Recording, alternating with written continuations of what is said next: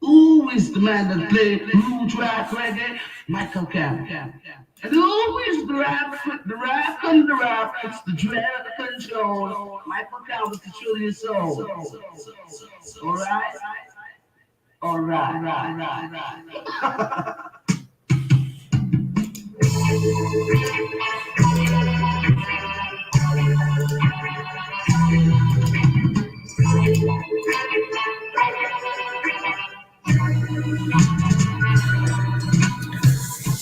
What's up, guys? See if anybody's...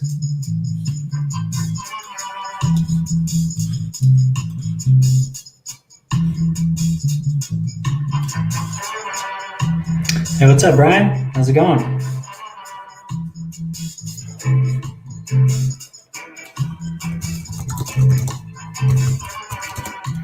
We're just getting started. Hey, how's everything sounding? Hopefully it's all good.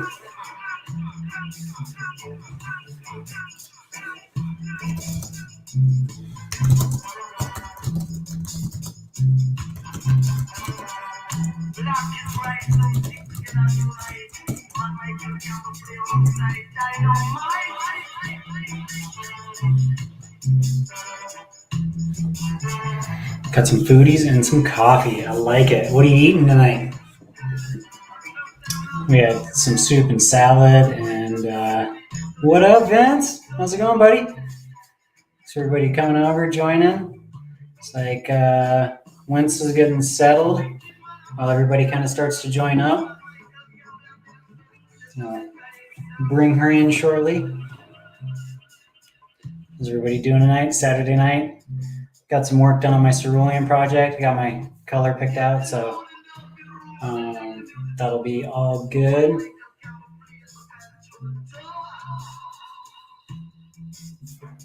Breakfast for dinner. I like it. What up, Moo? How's it going, Trevor? Thanks for joining. Excited for this to be the first Cerulean talk of 2022. It's going to be really cool. Can't wait to talk to Wince. Marissa, fantastic modeler, so that's going to be a lot of fun.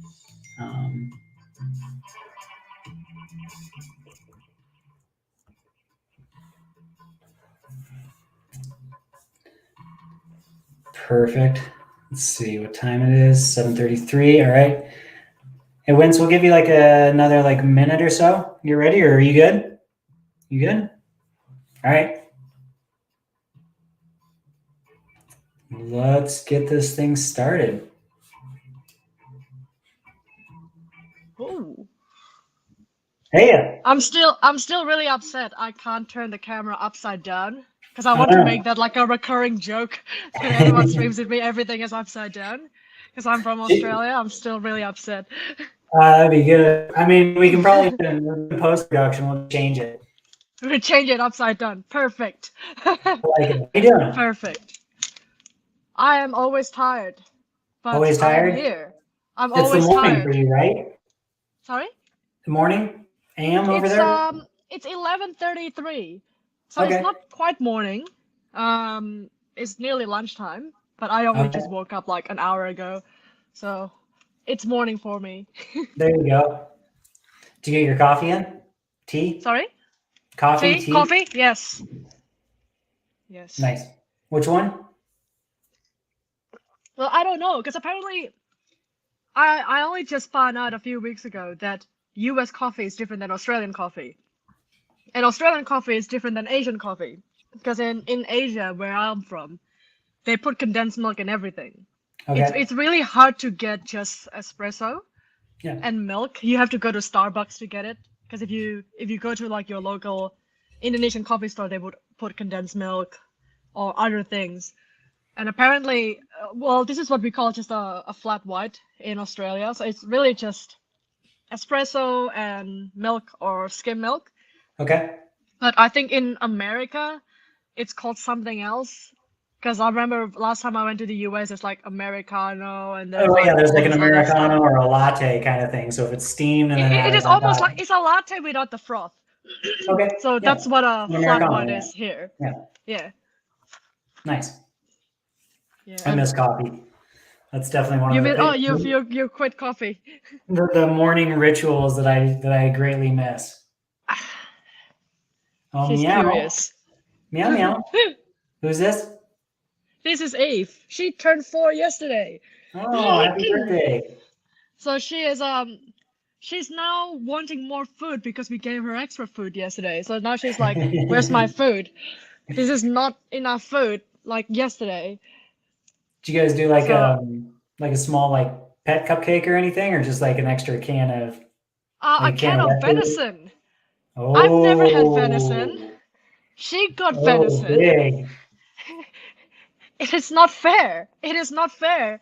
And she finished. She used to learn how to graze, and now she just eats whatever we give her, which is a huge issue. Because when we gave her 2 cans of venison every birthday, she would just finish it in one go. But then she would still come during dinner during her regular time and like, oh, it's my dinner time now. And I'm like, did you know that you just had 2 cans of venison? She's like, nah, it's dinner time now. No, it's dinner time. You work for me. Serve me, Yeah. human. That's all our disabled cat can eat is venison. And it's like, how are you taking down a deer in the wild? Like, you're tiny. How is this the only thing that fits within your diet? Eve will not survive in the wild. Yeah, no. She has the worst stranger danger. Like she would see a stranger and she wants to hide, but if the stranger has food, she's like, "Oh, I like you," but her hind leg is like she's preparing to run away, but she like wants the food. It's crazy. She's like, She's I so don't know. dumb. I've got 9 lives. How many can I risk right now? And she always wants to jump off the balcony, so now the balcony is off limits. Yeah. How many floors up are you? Yeah. Yeah, Yeah, we had to worry about our cat rolling off our deck at the last house, like underneath the railing, Oh because she's no. disabled. So she kind of like gets around more like on her side or laying down. So she could have just gone right through and over. So we always had to keep an eye on her. Oh no. Yeah, we have to keep an eye on you too, Eve. They're little monkeys. They're little goats. I Yeah, love little them. goats. Yeah. They get She looks everywhere. offended already. Oh yes, of We're course. talking about you. Easily offended. I love Oh, it. she's such a princess. Well, thank you so much for joining me for this first discussion. And No, thanks for inviting me. I think I missed out last year, so it's good to finally be able to do it. yeah. It kind of snowballed in a really good way last year, and same with this. Yeah, I've good. always been like learning and trying to like manage how to do this better and more efficiently, and get people such as yourself here able to talk and share. So I'm super glad to have you on this year. Happy to be here. I have to kind of go in between the chat to know who's here. So many people commenting. Yep. I can't see everyone, but hello. Lou, Ryan Burnson, Vince, Shipwreck. Yeah, there's a bunch of people. So, yeah. You did a show. Did you do a show last year, or a talk last year, or a podcast last year on suicide on September 10th? Yes, I did 2. One on my own Instagram. Okay. That turned into like a workshop reveal because like, oh, where do you paint? And I'm like, it's just this very small unheated corner. So I just turned to that. And then I had one more where I was actually invited to the local scale model society to talk about Okay. it. It was at that time, I think Canberra was still in lockdown. God, like the whole 2 years been a blur. So that was September last year. We were still in lockdown here. So we had an online sort of discussion as well for the Scale Model Society, and most of them are veteran members. So they're veterans who sort of like I used to fly planes, now I make scale model planes because I'm retired now. So it was really good, it was really well received, and there's obviously a lot of things that they didn't know from the sort of like they're not even aware that there's a World Suicide Prevention Day. They're not quite aware that this whole week in September is usually the mental health week. In Australia on the 8th, which is a few days ago, it was the Are You OK Day, which is which initially was good, and then it sort of became really corporate. It's like, oh, my manager have to ask you if you are okay today because it is Are You Okay Day. And then the manager comes to you and it's like, are you okay? And I'm like, no, it's awful. I'm not being paid enough. Oh, Yeah. well, I've said, are you okay? So it's okay. So, I've done what I but needed to do. Yeah. but this entire week, that is the sort of like the mental health week here, at least in Australia. And it starts with Are You Okay? And then the World Suicide Prevention Day is like in the middle. And then I think next week it's more like for disabled and vulnerable people. Okay. Very nice. So yeah, it's sort of like the this mental health week slot, which Oh, when you were still working in corporate, it was awful, awful. wow. That's You get an Are You Okay Day cookie that's like half crushed and it's like, this is our thanks to you. oh, It's like, oh.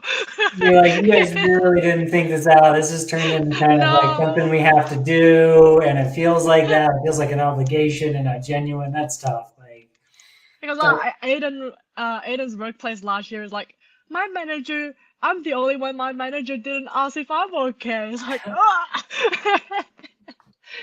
Yeah. did you do you are you okay quota kind of thing? Like that's. Yeah. I But mean, it's a good initiative. I still is feel like it's good. yeah. Do you feel that it's at least causing a conversation? Like, do you feel that it's It at least certainly does. okay? Even though like we're I think in an everyday setting it does help. Because people's like, oh, just checking in on like, my modeling friends, like, are you okay? Oh, that's fine. I guess in a corporate setting it's a lot more cynical. Yeah. I But just if wondered, the like, do they appreciate it? Do they see it, or does it become cynical and kind of like a water cooler joke almost, where it's like, oh, Yeah, okay, in like, a corporate setting, definitely. It's more like, oh, are you ready for upper management to send an "Are you okay" email? Can it be? But if the goal is to start a conversation, then yes, it works. It works really well. But I guess it's more colleagues asking colleagues more than just management asking colleagues if they're okay and giving yeah. them half-eaten or half-crushed "Are you okay" cookies. How long is But this yeah, so it's program? mental health week here. Yeah, how Sorry? long has the program been going on? I'm pretty sure it's been going on for at least 6 or 7 years now. Okay. Um, because when I first came to Australia, it's not really talked about. Maybe it already exists, but we just don't hear a lot about it. Yes, there's not a lot of social media because now people they push it through Instagram and to YouTube. There's a lot of sponsors now, so it's more well known. But at least 5 to 6 years, it's Okay. really gaining traction now. I think because a lot more people are talking about mental health and there's a lot more awareness around it.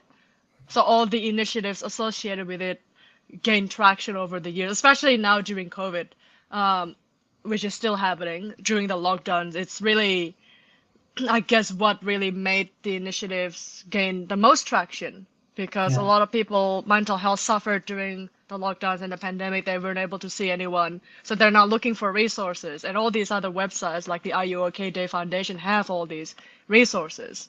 So it's good because now they're starting to get recognition as well. There's another institute called the Black Dog Institute here in Australia. It's just for men's mental health. It's really great. Recently gained traction as well, but they've been around for a long, long time. No one just really talked about them.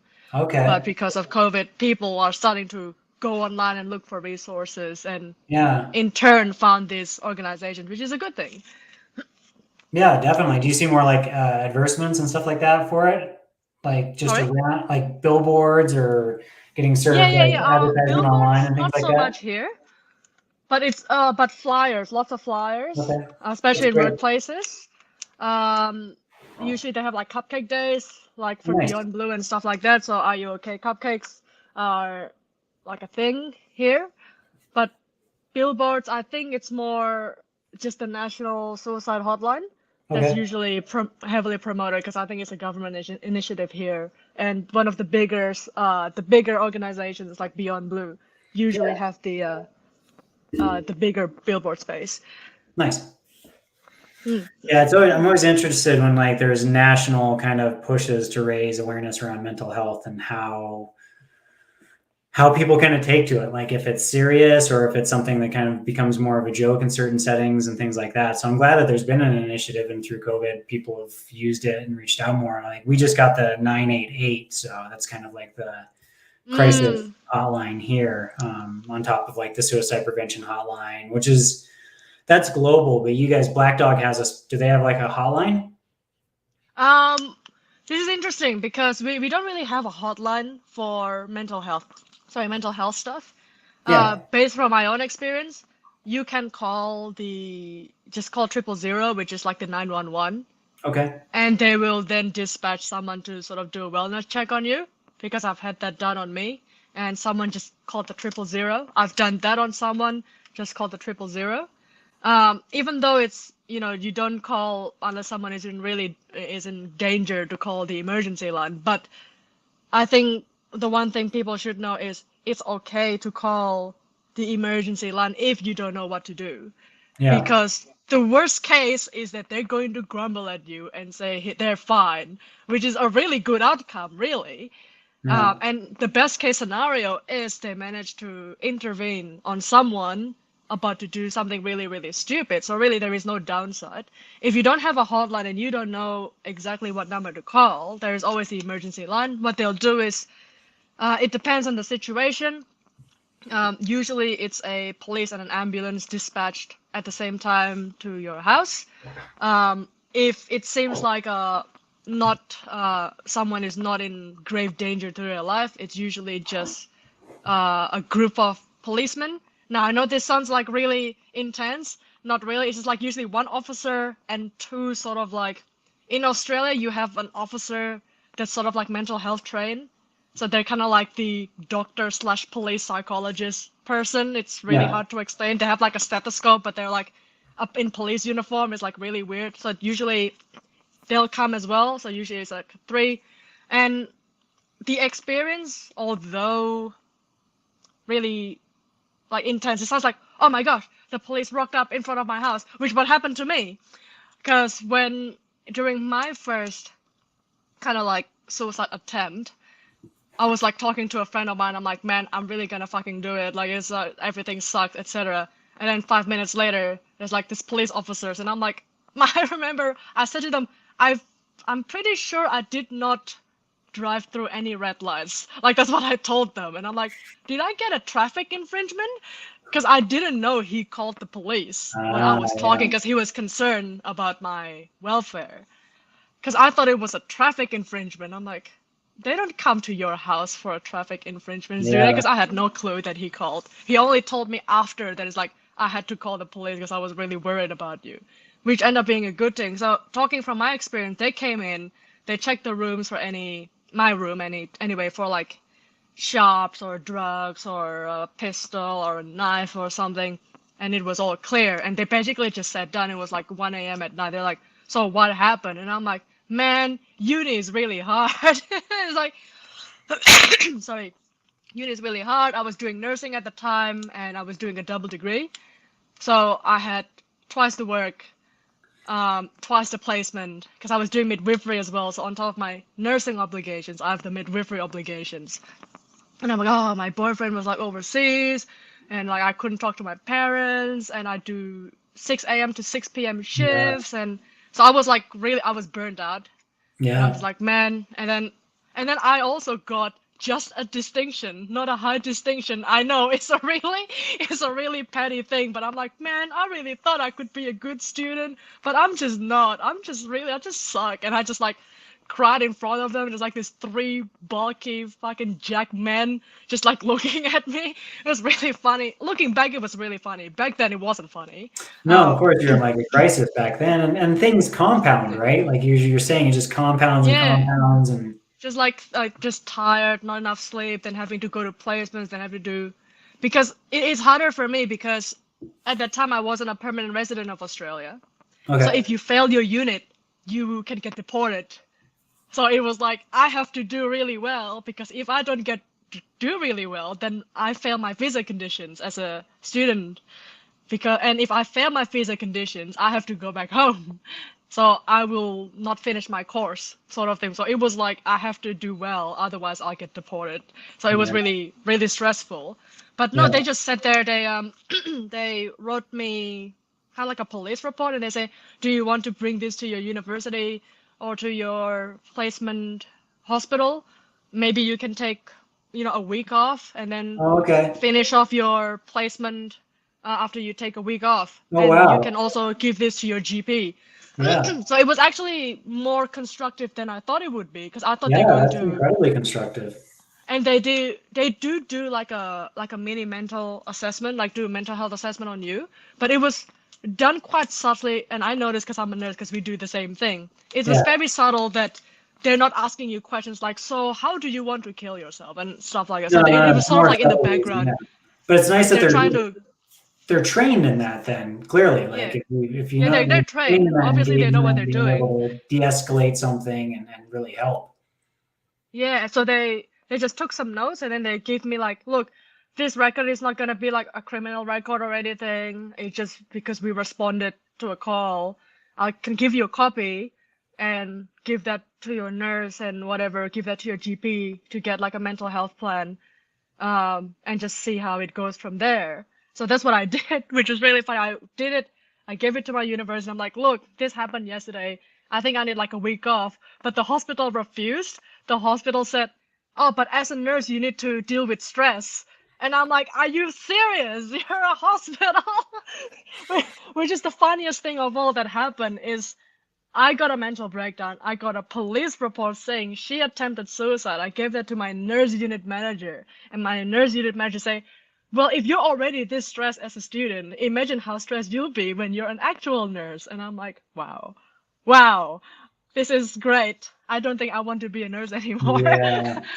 So, but I talked to my university, and because they have a duty of care as well, they did an investigation on all my shifts and everything, and they found out that I've been forced to work illegally. Oh So no. that's why I'm burned out, is because I'm actually not allowed to do 12-hour shifts from 6 to 6. As a student, I'm not allowed to. And apparently I've been taking patients by myself when I need to be with another nurse. And this was me as a second year nursing student. I'm not allowed to do that. So a lot of people got sacked on that day. And because I've accrued more hours than I should, I had a 3-week break.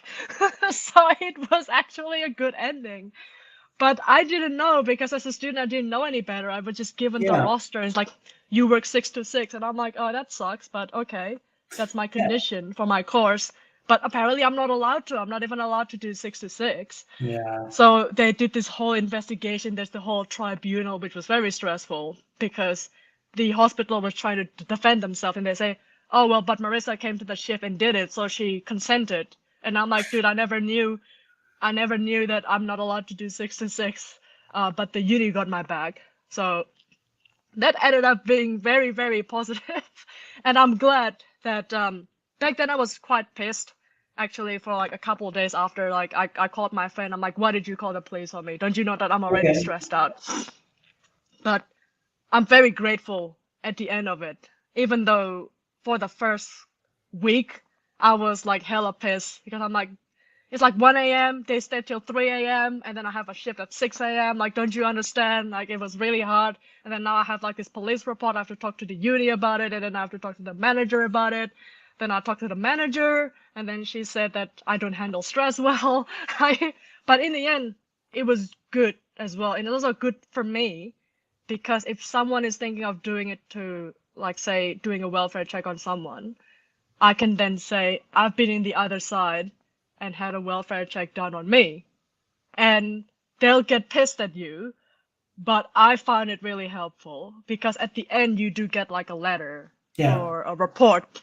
You can use that to take time off work, at least at the very minimum, or you can give that to your doctor, and then your doctor can look at it and it's like, oh, this happened 2 days ago. Do you need something more immediate?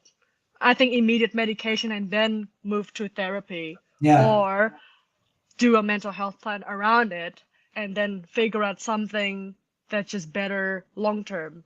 So if you're ever worried about someone and the only number you know is 911, do it. Because what's the worst that can happen? The worst that can happen is you do nothing, and then something did really happen and you wish you do something.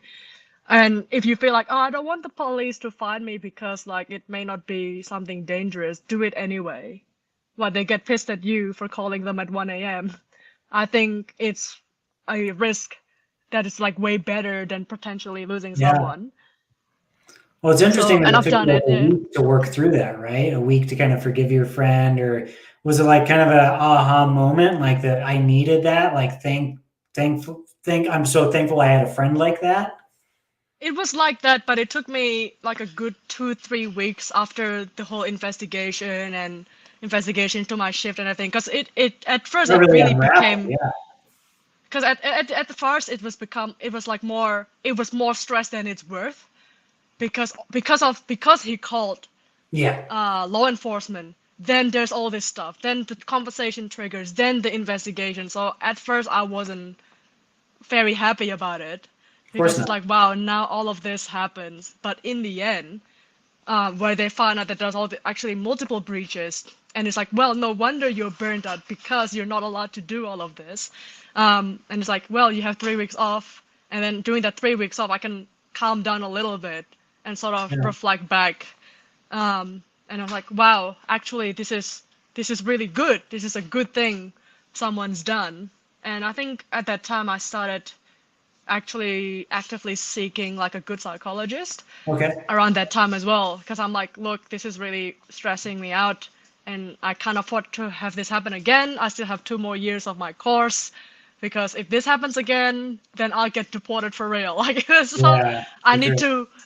to learn, or at least have like another support network, because if this happens again, then I'll fail my course, like Yeah. for sure, because I can't afford to like take more time off, sort of thing. Still have And to again, it will just maintain my course. compound the Yeah, stresses that are already existing that you have to get through. yeah, that's it. But no, it was hard at first, but in the end, it was a good thing.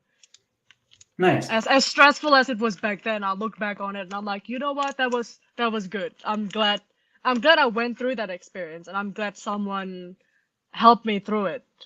And I'm glad that it's not as scary as people say it was, because it wasn't. It's just surprising to see 3 policemen rock up at your front door at 1 a.m. at Yeah. night. Well, I think it's really great. I mean, I think it's a real testament to kind of, I guess, your country's approach to mental health and the resources that are needed to help somebody. Because in America, we're only just starting to kind of see mental health professionals going out on crisis calls versus just armed officers looking to not necessarily de-escalate something, but kind of just, they don't even want to deal with it. And so there's already kind of an apathy that happens. So I think here it's hard for a lot of people to do that. But I think it's good to be able to have that and be able to do it. And then also just know that in calling that, or in calling a resource, a lot of the times it can be anonymous, right? Yep. So I think for 000 it's always anonymous. They will then ask for the details and where they need to go. And if they need, they ask you like, can I have your phone number? And then you can say, no, I don't want to give you my phone number. Okay. If you call a suicide hotline, which I've volunteered to for a while, Oh, nice. then it will always be anonymous. So Okay. when the call comes in, it just says caller incoming call. It doesn't say number. It's not like call centers where they can say, oh, do you want me to call you back at this number? Because they can see your number and they can write it down and call you back. Yeah. But in call centers like the suicide hotline, it just says incoming call, and there's no redial function. You can't do anything. So when a call comes in, you just kind of answer and respond from just like whatever comes to you. There's like no training, and sometimes it could be very distressful, and sometimes it could just be trolling to see like, oh my gosh, someone actually picked up the suicide hotline. Ha ha ha, how interesting. Yeah. And it's all this incident that actually prompted me to start volunteering there, because I found like, wow, like this is actually really good for me. It's as a nurse as well at that time. It's like, wow, this extra thing for me to learn the mental health side of patient care. But it's also interesting the type of calls that you get as well. It depends during the time of the year, I think. When it's winter, I know seasonal depression is a thing, but also in Australia, you could be in at home with your abuser, perhaps. You can be stuck in a really unhealthy relationship, and during summer you go out more for jobs, and especially during COVID, a lot of people are working from home. So all this tension because you just don't see each other often. But now you see each other often, and you realize that, oh God, like I'm really not compatible with this person, or I'm really scared. And that's the sort of calls I've been getting a lot during COVID, is mainly domestic violence and just how do I get out of this house, which is very, very scary and very, very interesting at the same time, because you thought because it never crossed my mind. I know I'm probably really weird, because I thought, okay, people work from home, great. A lot of people would prefer to work from home.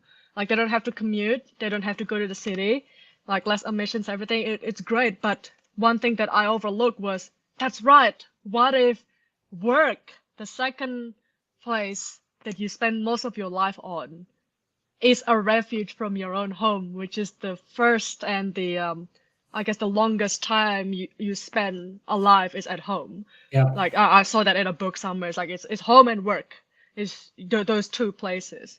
And I'm like, that's right. I didn't know that. Like, how can I not know that? Because like colleagues as well. It's like, oh, I'd rather be at work and be late because my husband is a bit weird. Ha ha ha. Like you hear that remark at work all the time, and you sort of like, ah ha ha. That's very funny. But I'm like, yeah, that's actually true. There's a truth to that.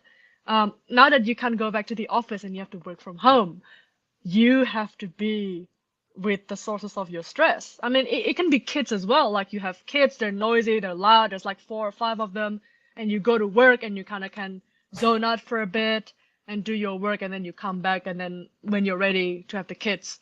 But then you have all your kids all the time, and then you do like conferences, and then like 5 of them running in the background. Like, it was really stressful, it was really loud. And I didn't think of that either. I'm like, oh, that's right. Yeah, people have kids and they're really loud and they have to do homeschooling. So that on top of work, because they can't go to school because they have to manage their kids at home because they can't take the kids to school, is also a huge stress. And there's been a lot animals, things like that. Like this. Yeah. And I'm like, wow, like, because I thought it's just like, wow, great, people can work from home. I would love to work from home. But what I didn't realize and what I overlooked was, that's right. A lot of people actually enjoy going to work, maybe because home is stressful for them. Maybe it's the way they cope is they go to work. Yep. Physically remove themselves from the stress, which is also a coping mechanism. If you remove yourself from the place, you dissociate from that place. Yep. And you can sort of like, I can take like an 8-hour break, mental break at work. Then I go back to my house. And it can be chaos, but I've had that 8-hour mental break at work. So I can cope better at home. And I just didn't know that. So most of the calls were actually all of that. It's like, I'm really stressed at home. I thought work from home is going to be very manageable. But now I have the kids, and I have my husband, and it's really hard for me. Or it's like my wife, I have the pets, and it's very chaotic, and there's no order anymore, and we don't know how long it's going to take. It's lockdown, can't even go out, can't even go to the park, can't even exercise.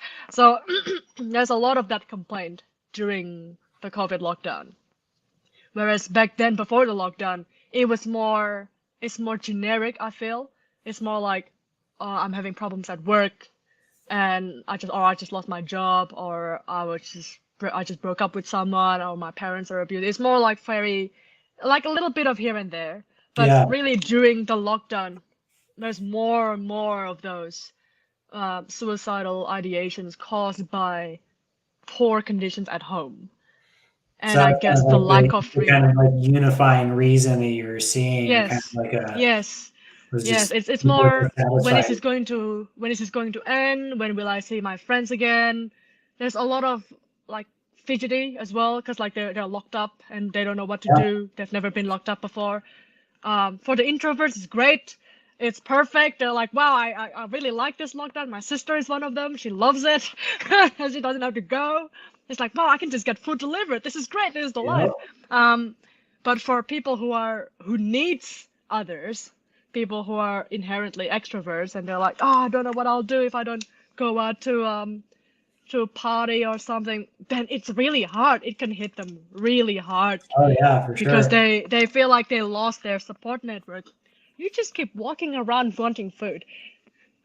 I mean, it's a Huh? complete disruption to people's way of living and kind of what they really focus on and getting by. And it also brings a lot of like, unfortunate truths or realizations to people that they either might not have considered or, in certain situations, yeah, going to work, they're able to escape their abuser for 8 hours or things like that. So, or, yeah, like, I know there are people who definitely realized that their, wife had a lot more, or whoever their partner who stayed at home managed the kids had a lot more work Mm. on their hands than they typically had given them credit for. And I don't think we're prepared for that. And I think the depression jumped like 63% and anxiety was like 59% worldwide during COVID.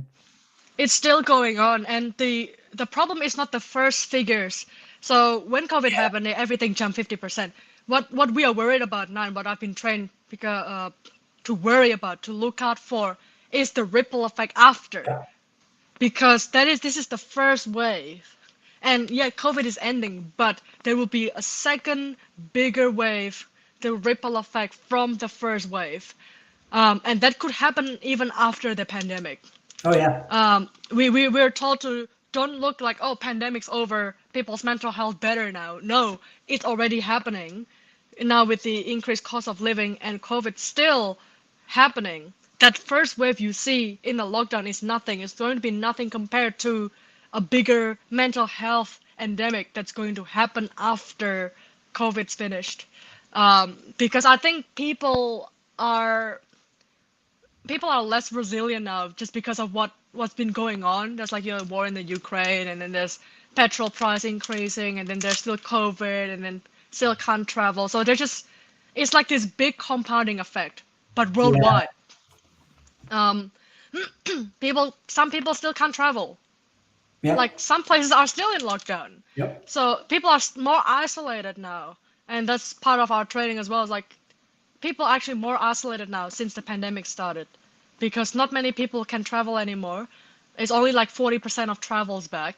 So be prepared for a bigger mental health wave, like a depression or anxiety ripple that's Oh going to yeah. happen over the coming years. And I'm Yeah. already seeing it. People that my colleagues, my ex-colleagues in aviation, are just like sadder now and less resilient now. And he just usually like I know a person, a great guy, like always giggly, but now he's just like, oh, I don't care anymore. It's very apathetic, which is it's very hard to see because I work with him a lot. He's like, oh, I'm just always tired, I just go to work, do my job, and then I just go home. And even though he's not quite depressed, but you can already see a shift, like the personality already changed as Yeah. well, because the nature of workplaces now especially is even worse than it was before COVID, Yep. because workplaces realize we can cut people during COVID and it can still run. So now when COVID restrictions are eased, oh, if we can deal with this staffing level, then we don't need to hire more people. So it's actually worse now. It's really bad now. Yeah, it's Um, really bad here too. I mean, there's a big hire up, and then they'll do a big layoff and things like that. And they're just putting. I know numerous people who have 2 to 3 people's jobs now because of quitting and not restaffing.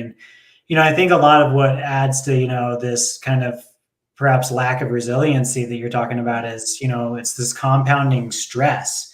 it The is. pandemic really, it really everybody, like, we had these low level stresses, but again, when you talk about like compartmentalizing it with work and home, you can 8 hours of low level Mm, stress at work, you're done, right? Like we weren't really getting the emails after hours. Some certain professions were and things like that, but others weren't. And then that really changed with the whole live from work, and so many people went remote. And then I because think now what it really kind of mixes happened it. is it's burnout, like on top of whatever else, depression, anxiety, other mental health issues that they're having, is people are hitting burnout and apathy is just taking over. And whether it's climate change and things like that, this low level stress just hammers people. Yeah, and with work as well, when you can separate yourself from work. So like, if I fly as a pilot, at the end of the day, I finish. Like I'm done. But for some works now, when they have to carry it to home, which meant to be separate from work, but now home is also work. Because a friend of mine's like, oh, sometimes I can't resist checking my emails on a Sunday because my work laptop is just there. So Yeah. instinctively now they're working on weekends when Yep. they're not getting paid for it. It's like, oh, I just check my work email and see what's gonna happen. What's in store for me on Monday. And then that turned to 1 hour work. And I'm like, do you get paid for that? Oh, well, I don't get paid to work on weekends. I'm like, then why are you checking your work emails? Oh, it's Yeah. like my work laptop is just there and I have nothing to do. I'm like, no, why? Just stop. Don't open your work laptop on a Sunday. It's I think that's another thing as well. Now you're kind of like molding the two, home and work, when it's meant to be separate. Or for yeah. most people, maybe it's separate. I'm sure remote work existed even back then. Well, I think But Vince was saying that I've heard a lot of people say that they live at work now instead of work from home, and that's yeah, tough. Like that is. I've run an agency from the house for a long time with my wife, and so we were able to do it really well. But at the same time, it's hard because the isolation happens, and then here there was a big people moved. People moved out of the Mm, cities, like they fled the cities for the most part. Like at a certain point, you couldn't rent a U-Haul in San Francisco to leave the city. mm, They just mm. didn't exist, and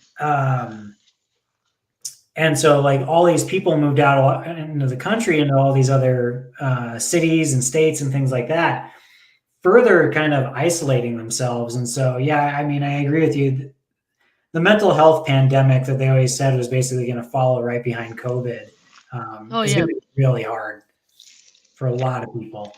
But like Brian was saying, it definitely shined a light on unethical corporations in terms of management. And I think it also shined a light on a lot of things that we're capable of human beings that I think is difficult right now because of capitalism. And that I think adds to so much of this depression and anxiety for people too, because it's financial and they feel like they're stuck in this Yes. hamster wheel of I have to work and I can't, I have to put gas in my car and things like that, like beholden to the barons of the world. And it's I think, like your coworker says, like it just doesn't matter, right? Like he's sad all the time and um Yeah, just go to work, do your job, but then get money, and then it's like, okay, cool, I'll do it again. Um, but he wasn't like that. yeah, It's sort of like, I'm like, you okay? It's like, yeah, I'm fine. It's just, getting a bit tiring sometimes, especially after COVID, and I think I'll see more of that. I'm seeing more of that as well, to be honest. Like even just with my followers on Instagram. yep, I mean, like we try to sort of like do the millennial humor, if boomer humor is I hate my wife, millennial humor is I hate my life, and I tell them all the time, it's like, oh yeah, life sucks, yeah, we just laugh about it, but I do tell them, it's like, just make sure you also have a break, because yeah, I'm actually going to take more breaks now, because nice, like I run my store from my home, and it's hard as well, because I have commissions to do as yep, well. It's some days I'm just like, there's no way to lose passion faster when you have to do commission and run a store at the same time. I'm I like, know come it. on, man. I know it all too well. I mean, working in advertising killed my desire to make art, and prior to that, I was doing paintings and photography. And as soon as I started working and creating for other people, it was really difficult.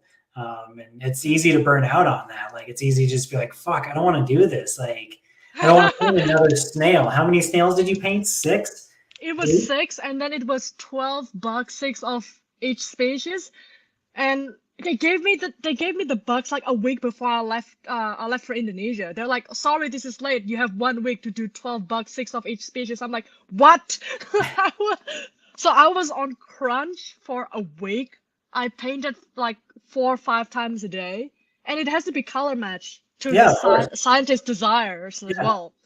And then they're like, oh, you want to know the dumbest thing? Like everyone will laugh. The dumbest thing is the lead scientist is colorblind, and he was in charge of the color matching.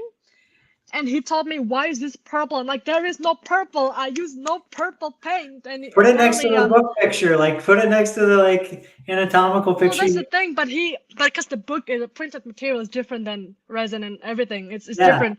He asked me to go on like a meeting, and then one of the I think the senior advisor said to me, "Oh, don't take what he says to heart. He is colorblind." I'm like, "Are you serious? Like he is colorblind, and he told me to make all these changes." And then I'm like, "Why don't you tell me if this is what he wants?" Like, "Oh, but I'm not the scientist." I'm like, "Oh my God, it was so stressful." I was so done by the end of it. I was like ready to quit commission work altogether after that. I'm like, I can so understand done. that. Do you try to like set a certain amount of commissions now so that you have time to give breaks to yourself? And Well, here's the thing. When my plan was, because I used to fly, and then COVID happened and there are no flights anymore. So the company's like, if you want to take a redundancy program, which is like you get laid off but you get a bonus payout sort of thing, please do so. And I'm like, you know what? I could use a gap year. That was my initial vision was I'm gonna quit flying. I'm gonna do a gap year. I'm gonna do some community service at home, help my dad renovate the place, like dig a well or something because it's like 2 meters deep and I don't want him to fall off and then he can't get up and then he'd just be stuck in the well in Indonesia crying for help. And then there's because we live rural as well, so it's like if he screams for help, there'll be no one around him for like 10 kilometers. So that was the plan. The plan was for me to voluntarily lay myself off, get a payout, and use that for a gap year. But COVID happened, and I've already signed the contract. I signed the contract before COVID, like before COVID really hit, I guess. Okay, yeah. It was when the announcement was made when all flights worldwide was cancelled and we have a staff surplus. And at that time, Australia was quite isolated from everywhere in the world. We only get like 100 cases a day, and everything is in lockdown because we locked down pretty quick.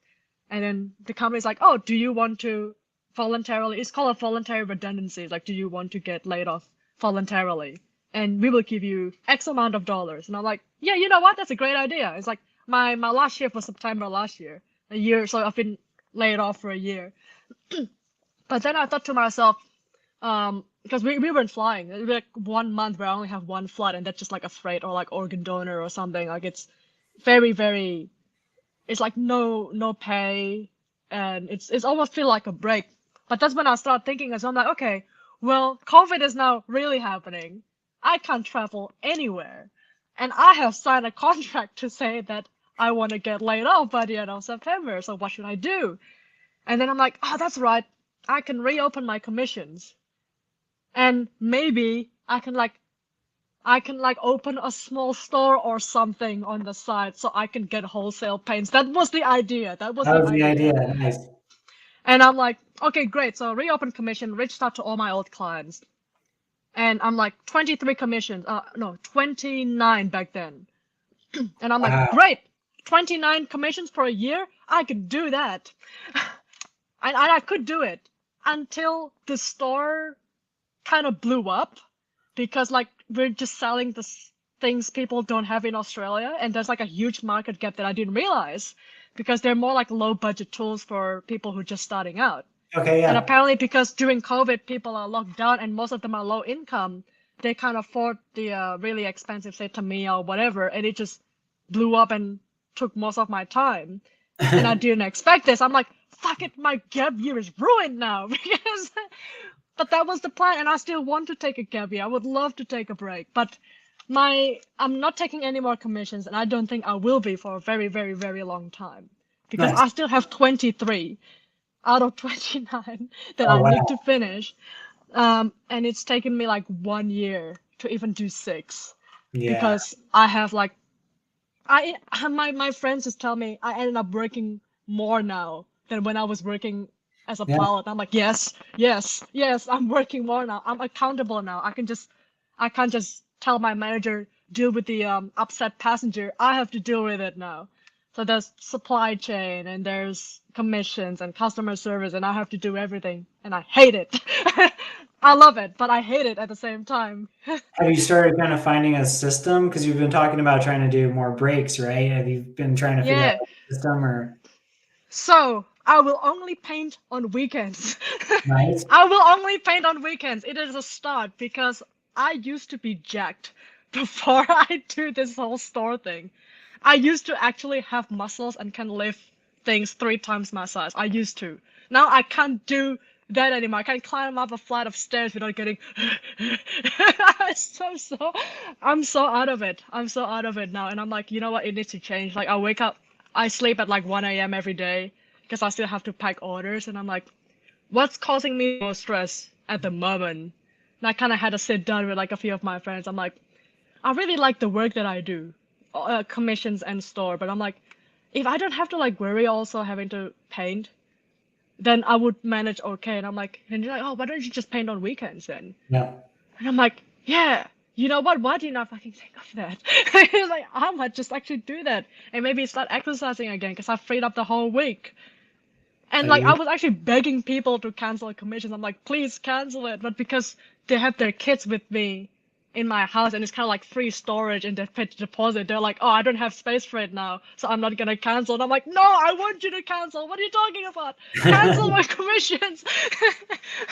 And that was me before I got to Indonesia and do the bugs thing. I was like begging people to cancel. I'm like, look, it may be 3-4 months delayed. Are you okay with that? And they're like, oh, well, you know, there's no point me canceling because like it's already with you and I don't have space anymore. And that's like 70% of the answer. And I'm like, well, maybe there's a market gap in storage facility for kits, huh? Like, well, yeah, I was actually thinking about that as well, but I'm just more focused to just do everyday work. And then maybe finally one day when I'm rich or when the stars align, I will take that gap year and it'll be great. yeah. Well, I think Because everyone's like getting, working out back in, like exercise back in. And then like for me, exercise is really what saves me. Exercise. And I've really been trying to be more considerate of my sleep too. Like I'll stay up till 11, 12, 1 o'clock in the morning. But I find that I'm in I can weather the dumpster fire of the world so much better if I'm a little bit more well rested. oh yeah, for sure. Like I sleep enough. I do get like enough sleep. So even if I sleep at say 2 a.m., I do wake up at say 10 or 11. I do have my 8 hours, but man, that is not the way. Because I would still be packing late into the night as well. You can like try to like compartmentalize your day too and just be like, I'm gonna be at the store for 8 hours and then well, the store is home. I know, but like, I would get to a point where I'd be like, okay, I'm off the computer, and I would just turn it off. So it's like a whole process to go and turn it back on again, and like. Yeah, well, that's something I'm hoping to actually start doing for real. I haven't been doing that. It's really just been 1.5 years of just hustle. Yeah. From like when I wake up to when I sleep. Yeah. Because I do everything. I mean, Aiden helps as well, but he also has his own job too. Yeah. So most of the time it's a single person operation and commissions like this that is missing decals and have been for the past week because I ordered the wrong one because I didn't pay attention.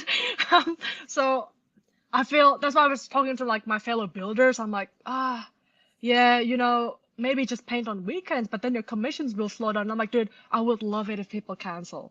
Like I've been begging them to cancel, but I'm just storage now for them because they're like, because some of them have like really big kits, like the Essential is huge, and they're like, oh well, I just leave it at your place and you can just do it until when you can. I'm like, fuck, that's not what I want. I want you to cancel it. What are you talking about? So I have been actually asking people like, please cancel. Yeah. Fortunately or unfortunately, no one's wanted to cancel. And I'm like, I'm very touched, but also fuck all of you because I actually want to cancel. I want to like do my own stuff. Well, I mean, I think just being like, I'm taking a break for, a 6-month break from commissions, like, which means you'll get your build in 12 months kind of thing. And to see yeah, well, that's what I've been doing. Because for the bugs thing, it was sort of like a time sensitive, high profile commission. So I had to free up all my Q1 and Q2 commissions to make room for those. So that's already 6 months delayed, and like none of them canceled. I'm like, oh my God, I'm not even gonna try anymore. Honestly, I think that's on your side then. At this point, you got to be like, they're not going to cancel, so they'll get it when they get it. Like, and Like, I'm very grateful. Don't get me wrong. I'm I'll very make sure to grateful. nap on Monday, Wednesday, Fridays between my exercise on Tuesday, Thursdays. Like, Well, that's the thing. I want to start next week. there you It'll be go. hard. I'll start like an hour a day, but I'll build up to it eventually. But because Yeah. I miss that I had like a routine back then, I guess. Because ever since like I have the store and everything, it's sort of like that takes more of my time, sort of. And I still have like my own personal time, which I really value. But back then, it's like after my shift, I'm gonna go lift some weight, and then I can't do weights for the next 2 days because I'm on night shift. But after I finish my night shift, I can do weights before work. Like it was sort of more structured because I have a shift Yeah. and I work around my shift. But now that everything is constant, you kind of can't work around things. Lifting weights while looking at your orders that you got to fill. You're just like, It's like, it's just one nipper. I can pack it right now, and that's what I did. It's like, it's just one thing. Yeah, I know. Like, I'm really bad because I feel like I need to always do something. Yep. I'm trying to change that without being lazy. I've been playing a lot more Dota lately. I'm surprised I'm not becoming more toxic every day from just So I try playing to online games. whole like lazy thing around people being like Lazy things are great, man. Lazy things are good for you. just rest. Like you earn it. Like you talk about like I've busted my ass for a year and a half kind of thing. Like those types of things like earn naps. Like they earn like. I'm already looking forward to my next break. Nice. It is already planned.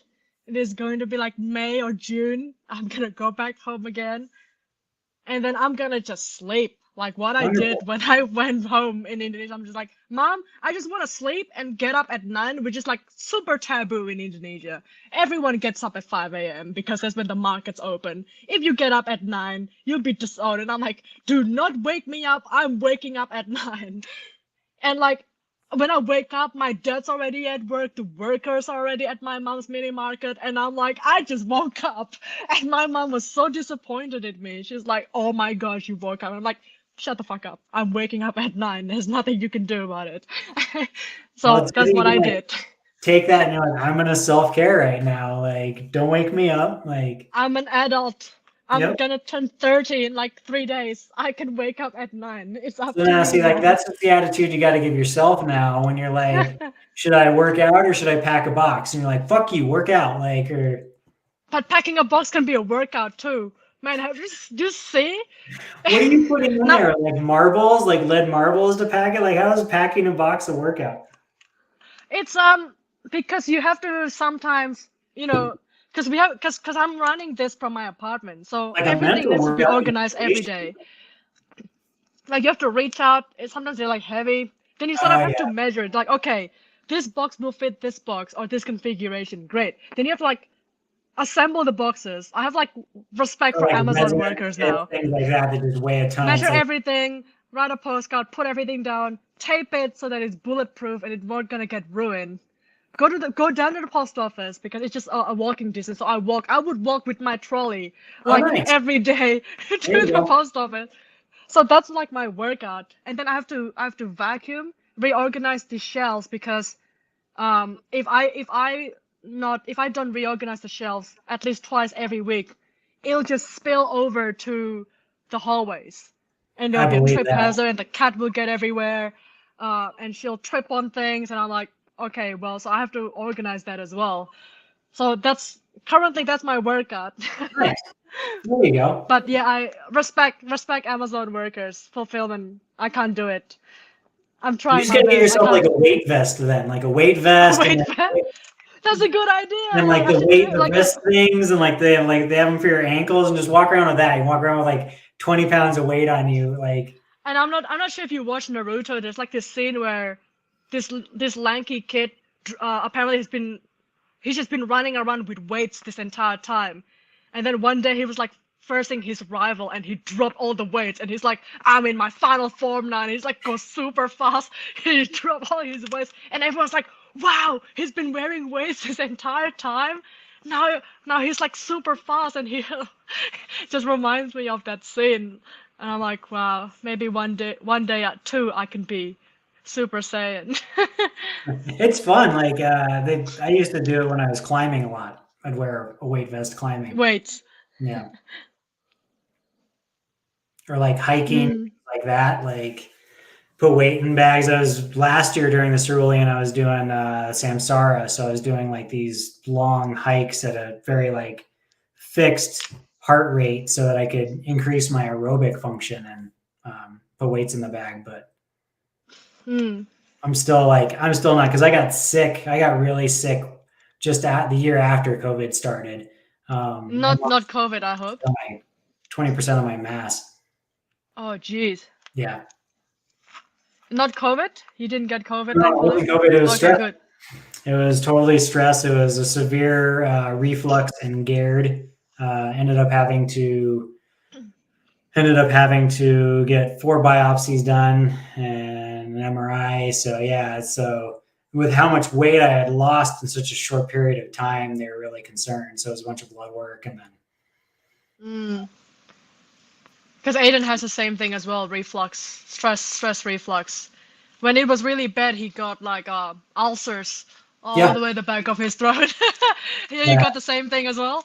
No, thankfully I didn't. So like I was starting to, but it wasn't like my esophagus wasn't burned or anything, which was good because I was worried about like esophagealitis and things like that. So for me, it was really aggressive. Like basically we went to a really restricted diet and then just over the counter medication that you could get. We had to try a couple different ones to see which ones worked better than others. So like I had more success with lorazepam, I think, something like that. So basically I would do like a certain acid controller in the morning and then a certain acid controller at night. Cause like I process food pretty quickly just because of then how much calories I typically need just from being active. So like I also had to go down to like smaller meals a day. So like 5 to 6 smaller meals a day. So that basically wasn't, stomach wasn't emptying out, giving it a chance to then like just be all acid. So whenever something else got added to it, it would cause an issue. It took me probably 6 months of diet and just kind of really rudimentary physical therapy to get healthy again and start to like put on weight. And I had made a plan with the doctor to put on weight at a really healthy rate. So I think it was between about half a pound to a pound a week. And that was just shakes and then adding protein powder to it. So I had to find kind of like a protein powder that was ethical. It's ethical, more ethical than others. But, it took a while, and then I got really stressed out with the move recently, so it flared back up again. So I've kind of been on a restricted diet again and having to take care of that. And like really aggressive cardio and things like that will aggravate. Definitely really difficult for me because that's where I find a lot of my peace of mind, or kind of like that's my kind of escape from the stresses of the world, is to go like run up a mountain. So yeah, not being able to do that's really difficult. Same here, because I used to swim a lot, but now like subscriptions are like so expensive that I'm just like I can't do it. I can't afford it anymore. So back home I'm just like water everywhere. Yes, water. It's harder here. Being stuck in the middle of the city. The nearest beach is like 3 hours away. Oh wow. Yeah, that sucks. Because like we're like in the middle of like a mountain, pretty much. Canberra is like elevated, and like Sydney is 3 hours away. The nearest lake is like an hour away. Oh wow. So we're like inside. Yeah, that's in Melbourne. At least you can go to the port quite easily, but not here. Not ever since I moved here. It was a bit hard. Yeah, so exercise as well is really good because I kind of have like a lot of, I find myself hard to, I guess, kind of do the same routine every day. So I've actually devised a lot of ways to keep it fun. Nice. Like I have like a couple apps just tracking, making running a little bit more fun, making weightlifting a little bit more fun. There's a lot of podcasts. If I'm not painting, I would listen to them while I exercise and learn about serial killers or whatever, something interesting. But now that I'm not exercising, I've been sort of like, if I don't paint for a week, then I have like 6 new things to listen to for when I next paint. And I'm like, this is great. I can have like a long painting session with a 6-hour video essay about, I don't know, Californian jails or something, like something really obscure, or meals on the Titanic or something, just that I'm not bored when I'm painting as well, like listen to something fun and interesting. But if I can suggest to people, if you're not active like me at the moment and want to try just like something fun to get you moving, if you have a Nintendo Switch, buy Ring Fit Adventure. It is actually a really, really fun game. Actually, really fun. I could highly recommend it. It's really great. If you do not have a Switch, but you have a smartphone, in which everyone probably has at the moment. Don't you all have phones? There is I'm not sure if they're still developing the app because I don't use it anymore, but I used to use it a lot. Zombies Run is really good. Zombies Run? That sounds Yes, good. so basically you it's like a video game. It tracks where you run, and whenever you run, you stumble upon like cache or something, and then you can like build like your anti-zombie army. And sometimes like, oh, a zombie is chasing you, you have to like actually sprint, because if you don't sprint, then you lose progress on the storyline.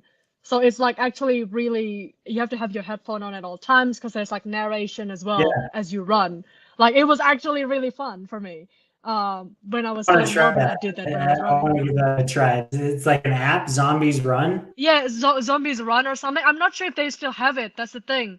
I last used it around 4 years ago. If they still exist, then do it. It is actually quite fun. Yeah, I'll definitely ask you for that. I got a question for you. What is some of your podcast suggestions? My podcast suggestion? Yeah. Oh, okay. So for YouTube, Coffee House Crime is really good. It's just like 20-minute videos of like true crime. There's also, I've been listening to a documentary about Chris Chan, which is like this internet celebrity that's going downhill. He's the most documented person probably in history. It's like 60 parts, 1.5 hours each. It's like fucking massive. And the thing is, it's part of like my internet culture growing up. So he's probably not someone anyone would know. It's very niche. Yeah. There's also Tasting History that I've been listening a lot to lately. So Tasting History is basically just like this guy in his kitchen trying to recreate food from history, obviously. So he did a whole segment on the menu of the Titanic, like from the third class, second class, first class.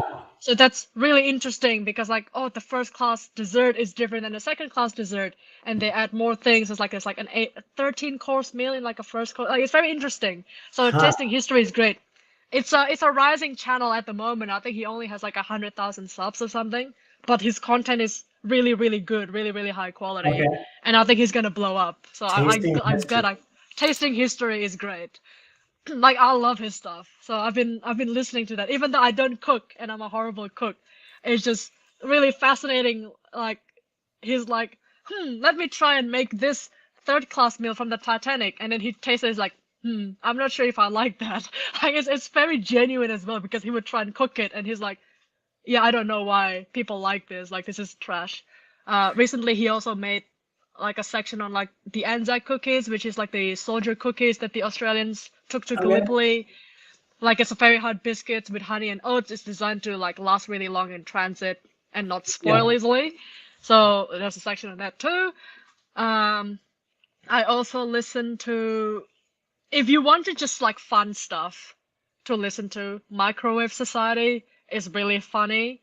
It's mainly just like movie reviews, but it's hilarious. And it just keeps you engaged and just like, haha, that's really funny, sort of thing. That's really funny. Incognito Mode, Internet Historian is always really funny as well. So there's a little bit of comedy there. Really recommend as well. If you want the science stuff, there's like, I don't know, I can't pronounce it, Kurzgesagt or whatever the name is. It's Kurzcast. Yeah, I don't know. I can't Scott, speak something like English. that. Okay. Yeah, it's really cool science stuff. Or if you want to feel better about yourself because you have just if you're just like a nice human being, listen to Kid Boga. He like scammers. Like he Oh, tried to like nice. pretend to be someone else with like Indian scammers, and he would have a voice changer, pretend to be a frail old lady, and then like seeing all the scammers lose their mind because like she doesn't know what to do, or she redeemed the card for herself, the gift cards to herself, and I'm just like, I would listen to that, see the scammer yell over the phone. I'm like, man, I'm a nice person. I'm a very calm person compared to all these scammers. Wow, I feel a lot better about myself. So that's really fun to listen to as well. There's also some builder podcasts that I've been listening to as well. There's the I think Sideways Go podcast. sideways. Yep. Build Sideways. I've listened to that as well. It's really good. And sometimes it's just music. If you're into music, there's also Sideways. I think that the channel is called Sideways on YouTube. Okay. He does like a lot of music theory, which is Oh, nice. like in my previous life I would have been a musician. Yeah. But so I just enjoy listening to music theory, and this is something like, oh, this is a James Bond song, and all the James Bond-esque theme that goes around it. And there's also this video essay on Lost, the TV show that I love. And it's 12 hours and it's only up to season 3. It is great. I don't know who made that video. If you YouTube Lost, the most confusing TV show ever made, and it's like 6 hours, then that's it. That's the video. That's the Click on it, video. it's great. So that's the sort of thing I listen to. I listen to anything and everything interesting. Oh, nice. So whatever is recommended to me, I usually listen, but usually I have like some channels that I go to and Have you heard of sort of listen to. JCS Criminal Psychology? Yes, that's Aiden's favorite channel. It's Aiden's recommended is like true crime 95% of the time, Okay. and maybe like 10 hours of like spinning red in 3D or something stupid like that. I could because we share the same internet, so like our recommendations would bleed into each other's recommendation. And every time I see like 10 hours of, I don't know, spinning red in 3D, and I'm like, is this your video? And it is like, yes, I clicked on it. Or like 10 hours of black screen or whatever it is, like 10 hours of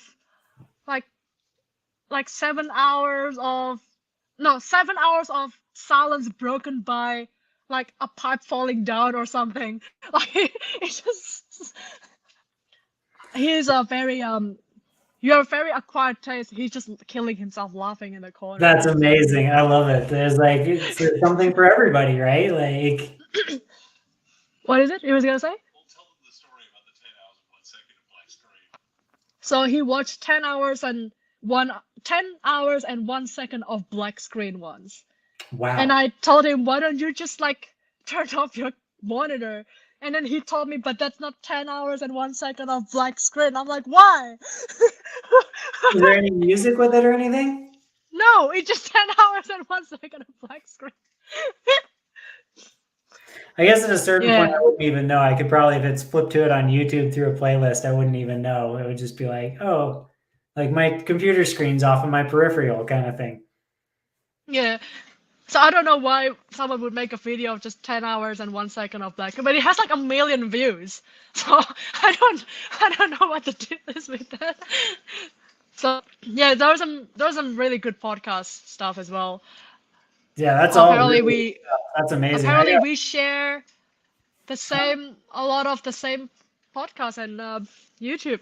Yeah, there's some really good stuff on YouTube to listen to as well. Yeah. I've only started getting into kind of podcasts recently. I typically just listen to a lot of music, but there are some really great podcasts out there. And then YouTube stuff too. It just keeps rolling. So I actually got past a podcast I need to check out. It's from the mental health. Do you have any good mental health podcasts? Actually, a lot of the Australian organizations have some, even though it's like a corporate YouTube, some of the and if you can just like zone out from the really bad corporate music, they actually have some really good stuff in there. Um, I mean, Beyond Blue and Are You Okay have some really good content. Just like ignore the generic, like really serious, depressed tone, and then it becomes uplifting with like kind of like alternative world music, which is like all corporate sounds. Just ignore that and just um, listen to what the people have to say. It's actually quite good. Okay. So if you can ignore that part that is quite cringy and just listen to like people's testimonies and like how they cope and their coping strategies and how to get a mental health care plan, that's actually very important. But it's more relevant to Australia because most of the stuff like is Australian specific. Like mental health care plan is like something a GP does here, not done in the US as far as I'm aware. Then listen to that if you want to kind of learn more. Um, I do have a podcast with another builder, but he's been very busy with internship and work, and I'm like, that's it. Once you start full-time work, you will have no time for anything. So I'm hoping maybe in the future that I'll continue that because that was a lot of fun. So what else? What is like a good? Because sometimes I know this channel, but I forgot the name. It's a 25-minute segment about grounding, and I actually found that very, very helpful. Because funnily enough, I used to have a fear of heights in flying, which is ironic because I flew for a living, and I had to do a lot of that, and I'm like, oh my gosh, I'm gonna it's like the grounding, like the six senses, and like different ways of grounding, like how to relax yourself. Breathing techniques don't really do it for me, but there's like this other stuff that you can do. There's also an app. The Calm app is very, very good. I think that's like an Australian only app. I'm not sure if it's international. It just says Calm, and basically you look at satisfying videos for like as long as you want, and you can keep scrolling, and it's all like satisfying CG rendered videos. And I'm like, wow, that's very satisfying. I feel a lot better now, and it's all just grounding. Like it's a great app if you have problems just calming down or just like you want to distract yourself. Download that app. It is so good. Yeah, it has like breathing stuff. And they just play like rain music or like just rain, like in a rainforest or on a tin roof, things like that, like ocean. I use the Muse. It's sort of like that, yeah. I use the Muse every single night. I basically listen to crickets while trying to like use biofeedback to slow my heart rate down. Oh, yeah. Muse That's is pretty really cool. Like I can't recommend it enough. I've used it for like, man, almost 10 years at this point. Damn. Yeah, so it's all based through biofeedback, and there's a couple other devices out there now. But yeah, so you put it on, and it syncs with your phone, and that gives you all the biofeedback. So you can do things like being at a beach, and like it gets more stormy, like more wind and things like that. If your mind becomes active, so then you focus on like breathing, and like as you breathe and become more calm, like it gets more calm, and then you'll hear like That's birds. crazy. Yeah, it's really wild. That is crazy. Because I know Bose recently made like sleeping headphones. Yep. But they play like this low-key, not ambient music, just this low-key just tone to help you sleep. Like white noise. And apparently like it really helps people. Like I was so tempted to get one. But Aiden doesn't snore anymore, so I don't need to do it. Oh, there you go. I was like at the time like, oh man, this fucking sleeping headphones seems pretty legit and it plays white noise. It's like $300. Yeah, they're all pretty expensive.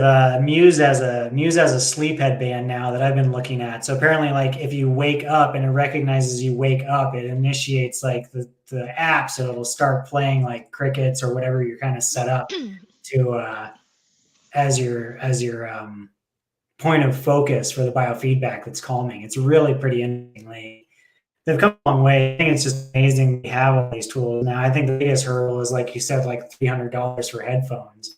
And being able to get that. So, but there's a lot of apps out there too that I found that, again, they just play drums or things like that. There's a couple podcasts that my therapist has passed me recently that are like really soothing. That's the Marianne Williamson podcast. Oh, never heard that. I never heard of it either. She usually passes me like some podcasts so I can listen to them while I'm working and stuff like that. This one was spirituality and depression, a conversation with author Joanne Hari. Oh. Yeah, it's sort of like a painting podcast sort of thing. I can see myself listening to that. Yeah, like I don't know. I find them at times when I'm just doing really kind of like slow, methodical work and stuff like that. It's nice to listen to. It's also nice, I think, especially for me lately. I've been struggling with a lot of anxiety and stress, and so just finding stuff that's audibly really kind of just calming has been really helpful, and just doing that. So I think that's why a lot of times I still just gravitate towards music, because I can kind of pick specific genres that I can listen to that are really calming, just to like the beats per minute and stuff like that. You need more Jack Johnson then. You'll fall asleep.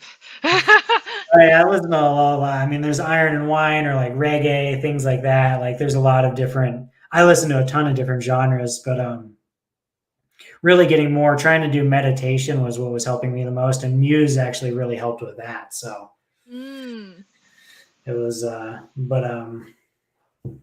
there's a bunch of stuff out there now, which is nice.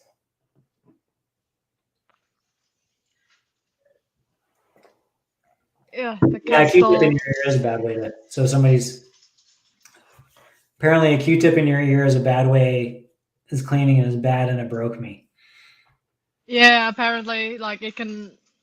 We've all been, well, I've been taught anyway to not use Q-tips to clean your ear, because like it can push stuff inside your ear as well.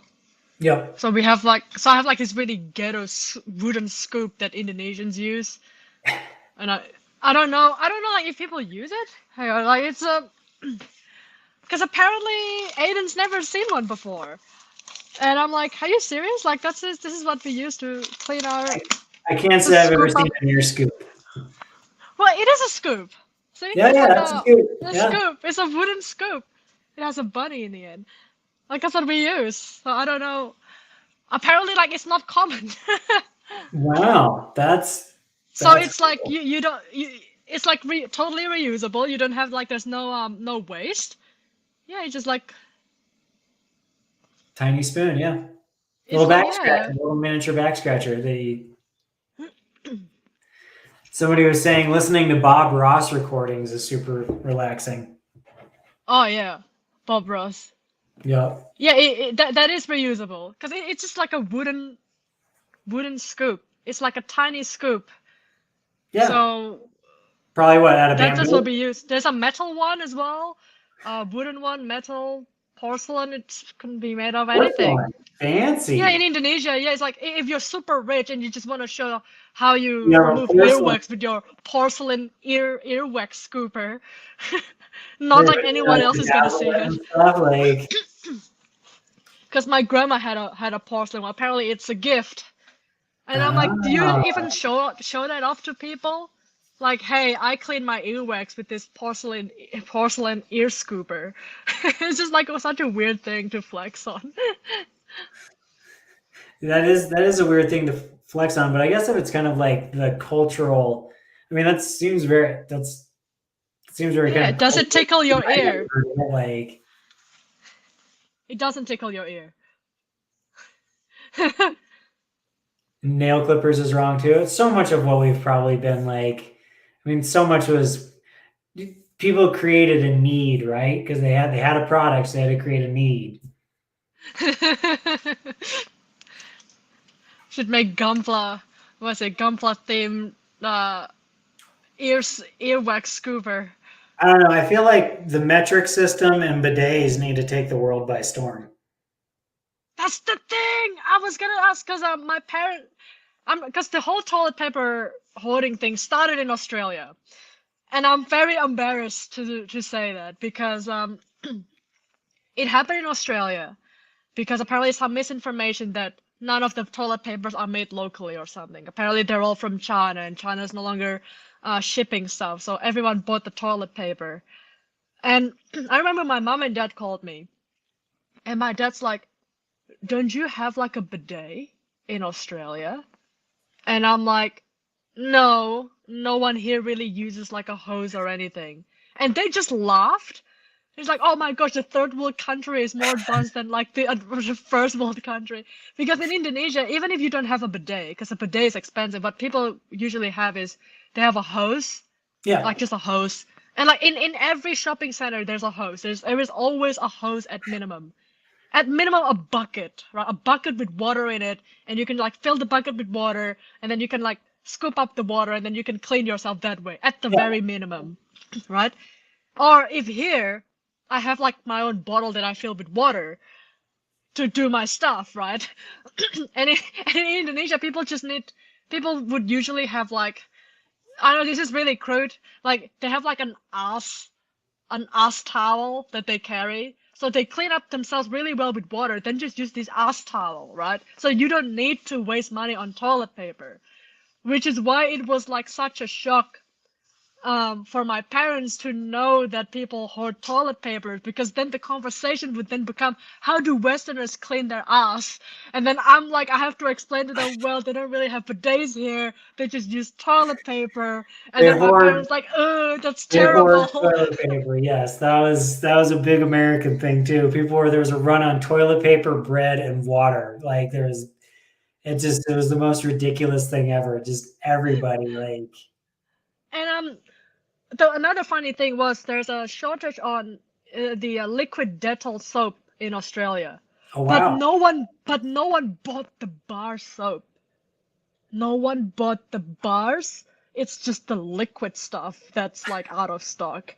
And I'm like, but this is the same stuff, but in solid form. Why don't people? And people say like, oh, the Dettol soaps are sold out, and I'm like, the soap bars are still on the shelves. Like, why don't you buy the bar soap? And then people would hold the toilet paper and the soap first. Then they realize that, oh yeah, food is a thing. And then the pasta starts going. But then people didn't realize that rice is also food. So then the pasta ran out first, and then the rice ran out after. And then we saw someone hoarding like 20 liters of fresh milk. And we're thinking like, how are they gonna freeze all of that? That's not. And then I asked, don't people know powdered milk is also a thing? You can just buy powdered milk and still have milk, right? But apparently the powdered milks are still on the shelves. Like it was a really weird time when it's like the bar soap. The lockdowns announced. I need the convenience. You're like, it's the same thing. Like. So we first watched because there's only one shopping center near my house, near our place here. So it was really interesting. At first it was the toilet paper, then it was the disinfectant wipes, and then it was the Dettol liquid soap, and then it was pasta, noodles, and then rice goes last, and then it was milk, but only the liquid milk. The powdered milk are still there, and then they realized, oh, that's right, cleaning products. So all the cleaning products are gone, but only the Dettol ones. But the other disinfectant cleaning products are still there, because I think people just recognize brands and they just buy brand stuff. And then I'm like, but this is the same thing. And then people realize that, oh, that's right, garbage bins, because we're just gonna be locked at home and we have waste, and they didn't think of that. So then garbage, we have like bin liner shortage. Like, oh, it was such a weird time. I told Aiden, like, if there's ever like a zombie apocalypse, the one thing we need to worry about is other people. It's not the zombies. Like it is the people will kill people. You're like, so this is very like low level pandemic, like global crisis kind of thing. Like it was a very slow moving, highly infectious, but still kind of slow moving disease, and we still were just like, like it just. I couldn't get over it. Looking at the chat. We already kind of don't really, we don't shop at Costco and things like that. We're not like beholden to like the standard model of consumerism, and just watching people I'd even hear people, they'd be like, oh, they're out of toilet paper. Like, what am I going to do? I'm like, get a bidet. And they're like, I'll do you one better. You're out of toilet paper. Get a bottle. Like a water bottle, fill it with water, learn how to clean your ass with your left hand, like what my mom taught me to do. Do Did, it, then get yourself an ass towel. did Australians try to resell toilet paper at like triple the price? Yes. But we cracked down on it because we have the organization called like the consumer watchdog or something. Okay, yeah. So when they inflate the prices, they would usually go to eBay or Amazon to sell it, because if you have like your own Yeah. physical store, you'll get fined or your store can shut down. So people would go to eBay, and the thing is, people buy it. Like people buy it on eBay and Amazon. I'm like, why would you do that? You're just telling them that it's a viable business decision. Like, stop buying it. But yeah, that happened. Price gouging on disinfectants, gloves, toilet Yeah. paper. Yeah, the feds were like Uh, raiding people's garages and stuff, finding like, 150,000 masks while our nurses were in like garbage bags and reused PPP. Like it was just, PPEs, yeah. It didn't help. I guess it was kind of worse in our situation in Canberra specifically, because a few months before COVID, there was the bushfires. yeah. So we were already out of like masks already, or of PPEs. So during the bushfire season, people already are the P2 masks are already very, very sought Yeah. after. But now, then a few months later, COVID hit, so we are already low on the P2 mask, and then COVID happened, so we have even lower stock. Uh, Sometimes I even had to use like my painting stuff, because that's the next best thing Yeah. that I have. Even during the bushfires, because it's so hard to just go out, because it was all the sky just red because there's Yep. so much dust and so much smoke. And I would just go out and have my painting respirator, like it's none of my business. People give me weird looks, but I'm like, all right, well, there's no mask. Like, it's out everywhere because of the bushfires. Yeah. So we got the short end of the stick, at least here, because the wind direction from the bushfires in Sydney sort of like blew over to our direction. So there was actually a couple of days where our air quality was worse than China. Oh wow. Yeah. What is this? I can't believe it's not COVID. Yeah, and I also got I can't believe it's not COVID as well around Oh, that time. Because a lot of my colleagues came back from Taiwan and from China overseas, and then they all okay. start coming down with a cold. That Yeah. was like the January when COVID starts to, but Yep. it's not a pandemic yet. So they got sick, I got sick for 6 weeks. Like I was coughing nonstop, got pneumonia as well. Like, Wow. but back then I was tested negative influenza A and B. Yeah. So they don't know what it is. So they thought it was the smoke from the bushfire. So they gave me like 2 inhalers. And I'm like, I'm pretty sure I have an infection. They didn't want to give me antibiotics. So I was like out for 6 weeks. I'm like, I was coughing at night. I thought I was gonna die from Yeah. just coughing. And my manager's like, it's just a cough. You can go back to work. And I'm like, I can't sleep. I can't sleep because I've been coughing for 6 weeks. Like I have to actually tell my manager, I don't think I can fly because I Yeah. only have 1 hour of sleep. But all my colleagues from overseas got it. Another colleague of mine from Thailand got it, also 6 weeks, also with like low grade pneumonia. But we didn't know what it was. And then COVID happened, and I'm like, Yeah. actually, yes, I had a fever. Actually, yes, I couldn't taste things. Actually, yes, I have all of these symptoms. Wow. But it was Yeah. just never tested at that time. Yeah. I got it at the start of January and I was sick for 3 weeks and it was the sickest I've ever been in my entire life. Like it was something, I almost drove myself to the hospital one night because I didn't want to wake up my wife because I was just like coughing and felt like I couldn't breathe, like I couldn't walk up the stairs and things like that. It was wild. And, I just figured I was like, okay, like this is just a crazy flu kind of thing. And I got better and went to Canada in March, and they were shutting down the border the day that I was flying out of Canada. I was just like, Oh, yeah, I got a lot of colleagues stuck for like months in another country. yeah, One of my colleagues couldn't leave Singapore, like even to fly back to finish his sector, and he was separated from his wife for like 1.5 years. Only recently got back, like crazy. because he couldn't get off even in like company time. And You that's just why can't get out. And I'm stress like, globally is just through the roof. Like it's insane. like in like a week, it's like everything is shut. Everything is shut. It's like, wow, geez. Because the last pandemic that I experienced was SARS Oh in yeah. Singapore. And my mom, because I was studying in Singapore at the time, my mom's like, "You're going home tomorrow," because I hear about this SARS thing.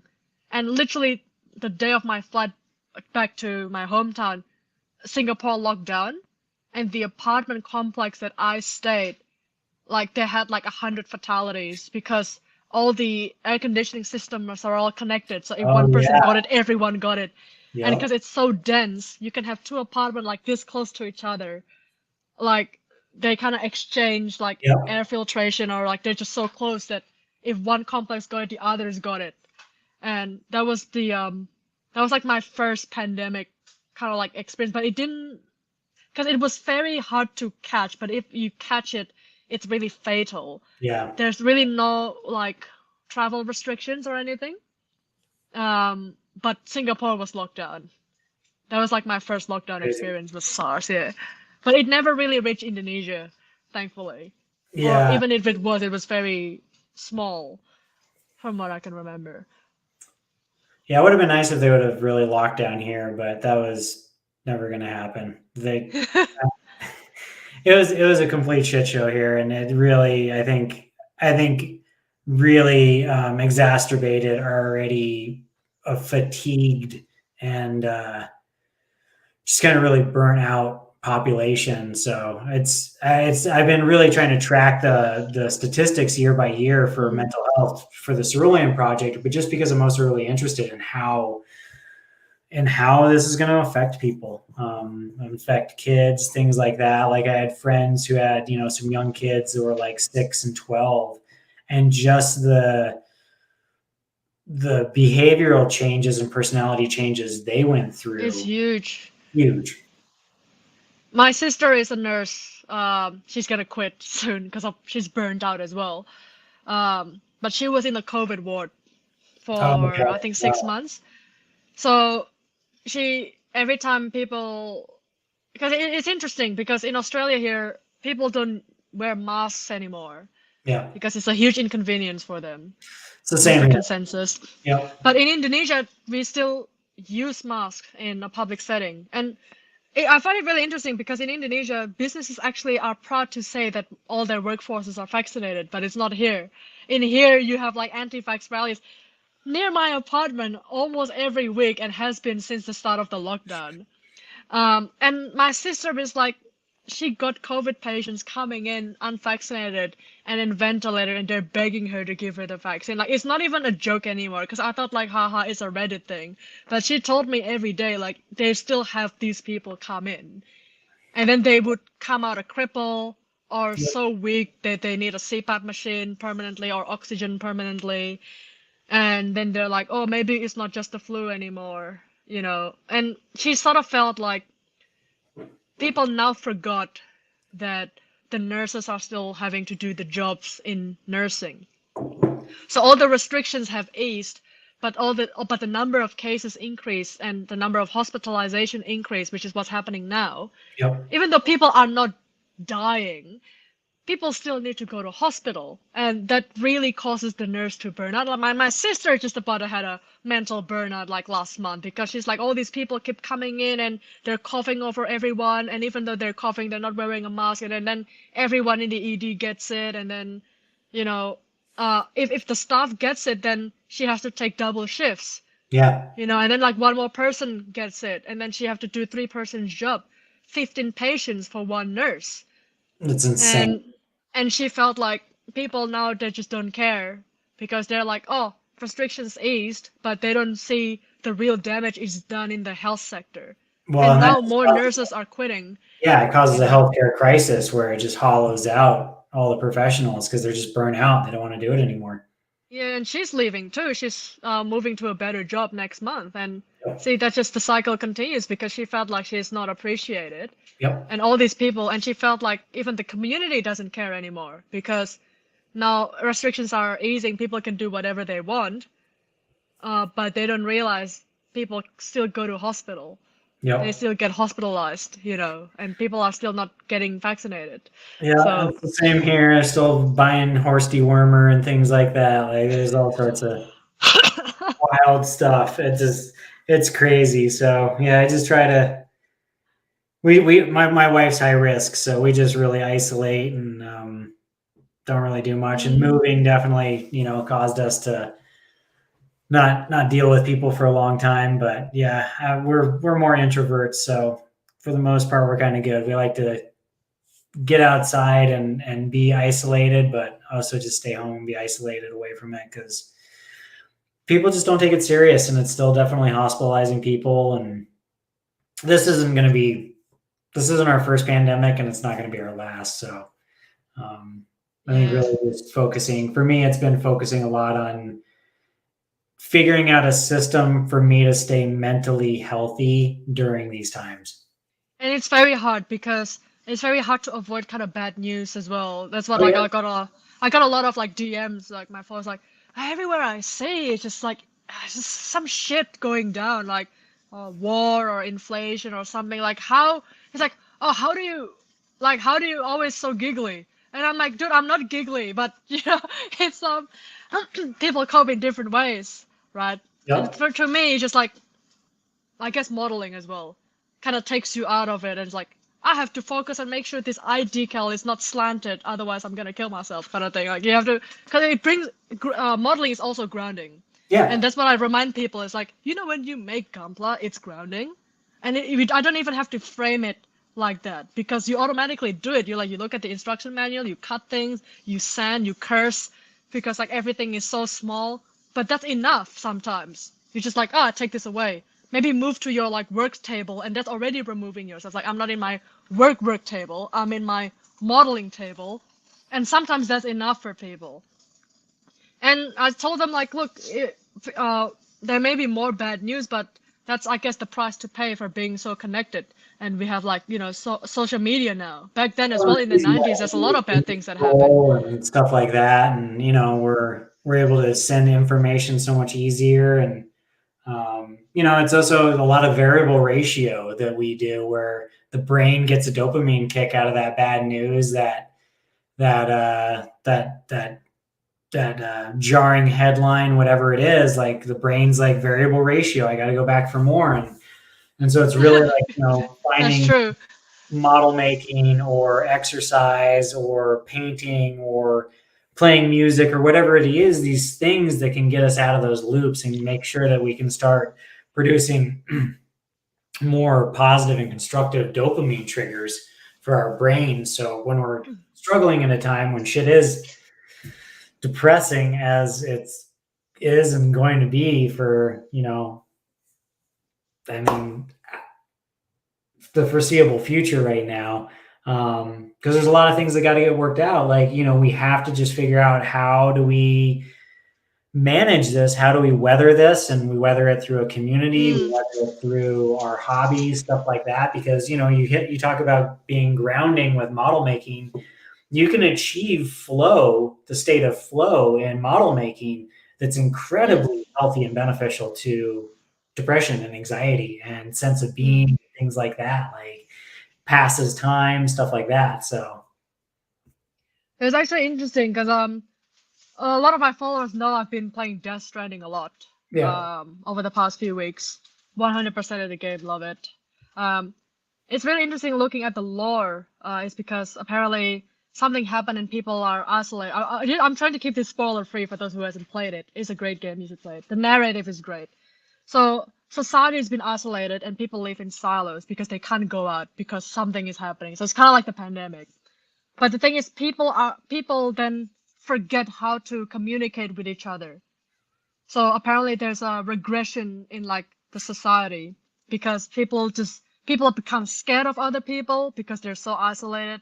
People are more anxious. People don't know how to connect with others. And it's gotten so bad that people kind of like need dopamine kick, but from actual medications because everything is so bad and everything is so serotonin, depressing that the only way they can get a dopamine kick is by taking smart drugs, which is basically like your oxytocin. Just people just forgot how to do it because they're Wow. so isolated. And there's like a lot of parallels that I'm saying, like, well, if this game released during the pandemic, I think it would have resonated with a lot more people. It was released a year before, so that's why I'm like, just 1 year off. But like looking at the lore is actually pretty fucked up because they rely on like porters and like delivery people to deliver goods, which is what happened during the pandemic, which is why, wow, this is a year before the pandemic. But I can actually see how this would happen like in real life because we're already seeing Yep. actually a lot of similarities, and I'm like, man, either this guy is a genius or this is like a pure coincidence. But I can totally see this happening in like real life. Oh yeah. Because it's already happening. People are already developing social anxiety now as well because of the lockdown, especially with the kids as well. You mentioned earlier, like kids' behavior now change because of the lockdown. Because there are kids who are meant to start school, especially in Melbourne, which is the most lockdown city in the world in Australia. They were in lockdown for a total of 4 months, but the kids don't know how to, or only just started to interact with other kids. But Yep. now 4 months they have to stay inside, and apparently that really slows down their development because they're in that stage where they need other peers, but they don't have other peers. I think my sister have like a lot of resources because it's part of her training, so it'll be interesting to read. But yes, it is actually impacting people now, and we actually won't see the full effect until years to come. Yeah, it's like 5 to That's 10 the thing. years. They're saying it's going to hit, Yes. and it's just going to be this really crazy because it was traumatic. Whether like you don't need a violent experience to be traumatized, kind of thing. I think people so often think that trauma is like the worst thing that can, like, you need to be in a car accident to be traumatized, and you can really be traumatized from a complete shift in your everyday, like. And so these types of traumas and post-traumatic stress syndrome is gonna really affect a lot of people in 5 to 10 years, because it's so hard to identify once it's happened. You're still in that state of kind of shock and things like that, and like dismay and stuff. And as a kid, you may not know that it's stress. Exactly. You're just like, I don't like this, but okay. And it's not Yep. till like way later, and you're like, actually, that was really bad, and I Yeah. just didn't know how to process it at the time because you're not expected to process all of this at such a young age anyway. You just like, oh, that sucks, No. but okay, I'm just happy that, there's people like, my friends that are my age that are raising kids now, who are really aware of kind of these mental burdens and constraints and needs that need to happen for a lot of people to flourish, whether it's a child or not. And so that's always been something that I've really tried to do with Cerulean, is have a section for kids about all of these things, because I think that's so hard for parents a lot of the time. Like you said, your sister has resources, so like she's more like she really can kind of see it, whereas like probably some of these people you spoke to on the suicide line didn't have those resources. Like they didn't have that understanding. They're like, oh, this is what my kid's dealing with. If I can help them not be as stressed out, like their behavior is going to change, like versus just like I grew up in a house where you just yelled at each other to like resolve things. Because that's actually what we do as well. Because when they call, it's like, what are you stressed out about? Most of the time when they call, the fact that you're talking to them, 85% of the time is enough because they just want to vent at someone. They just want to, but we're not allowed to give our opinion. We can only listen. So they call, like, oh, I'm really stressed about my kids, etc. The Royal Children's Hospital in Australia, in Melbourne, actually have fantastic resources for like first-time Nice. parents and kids. It's all free. Even if you're international, you can access it. I think rch.org.au is the hospital name, Royal Children's Hospital. You can't Okay. miss it. I think under resources, there's like tips for first-time parents or how to deal with like a stressed out kid. I think it's still there. Nice. It was there because it was part of our kind of like spiel back then. Okay. Like, oh, if you want free resources of like how to deal with child stress, etc., Royal Children's Hospital, because they're great. Because I've worked there, fantastic place. But most hospital websites actually have free resources. I think this is the thing that most people don't even know about. If you want to look at mental health resources, people usually go to Google or search mental health organizations. Sometimes check hospitals. It's just like, I don't know what hospital it is in the US. If I go here, say Monash Health or something, then sometimes they have resources, community resources. Oh, nice. And sometimes it has like really recent articles about like health and mental well-being, or just like a first aid. Another very important website is St. John Ambulance. It's everywhere. Okay. St. John Ambulance in Australia, Indonesia, UK. stjohn.co.uk is usually Nice. the handle. St. John has free first aid resources, just in case like you're locked down and something happens, and you don't have to like Google first aid stuff and then you have 10 different sources. Just go to St. John because they have the most recent first aid manual. In Australia, it's like the first go-to for first aid, Okay. really. And I think not a lot of people know that. I think St. John in the UK does patient transport for free. Oh, nice. So if you're pushed for cash, I don't know what it is like in the US, but in the UK, they do a patient transport division. I'm not sure if it's still free, but back then it was free. Okay. Because they're all run by volunteers. Nice. So if you like, instead of waiting for the ambulance, if St. John is available, they'll do it for you. I know in Australia, they're already doing patient transport. I think it's paid, but there's no harm checking. That's just like some of the websites that I feel people need to know, especially the hospital websites. Yeah. So many resources, especially if they have like a maternity section. There's usually a whole section for free, how to prepare for your baby, what to do in labor, and like, what if your baby is not like latching? Because there's like really stressful parents, especially Nice. they're in lockdown, they can't go back to hospital, and they're like, oh, my baby's not nursing, what do I do? There's all those resources that you can get Cool. in the hospital website. So I feel like I forgot to say that earlier, but it is quite important. It is free. Okay. And most of the time it's recent and accredited, which is what you need, especially with a lot of misinformation on the internet as well. There's a lot of that. So check out your hospital website. Yeah, I'll check that out because I want to add. I'm always trying to add really reliable and credible resources to the site for people, so that people around the world can just have kind of a hub on the Cerulean site to go to and find resources in their area or things like that. The St. John website it's a worldwide organization, but each country have their website, so that is quite good, even for like mental health first aid. There's also a mental health first aid website. It's worldwide.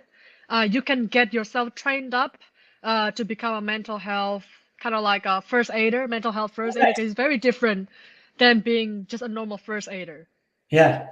So mental health first aid, MHFA, there's a very good resources. You get a book as well that I still have, and the book has everything. It's like how to deal with someone that's like schizophrenic, like depressed, or like suicidal. It is fantastic.